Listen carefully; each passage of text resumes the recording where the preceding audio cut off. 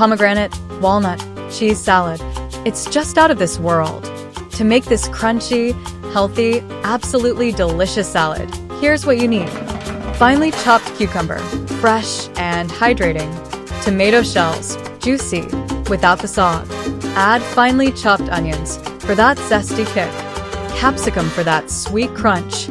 Avocado, smooth, buttery and dreamy. Red cabbage, crisp, bold and beautiful. Add cottage cheese or paneer, creamy, rich, protein-packed. And the star of the show, pomegranate seeds. Add walnuts and pine nuts. Boom! This just made the salad divine. Let's make the sauce. Olive oil, fresh lemon juice, a bit of mustard, Italian seasoning, and black pepper. Mix it up. Now pour this tangy sauce all over the salad. Mix and toss it well. Let that juicy sauce soak into every bite. Garnish it with spring onion for that fresh finish.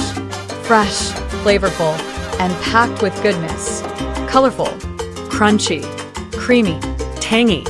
It's a flavor explosion. You've never had salad like this.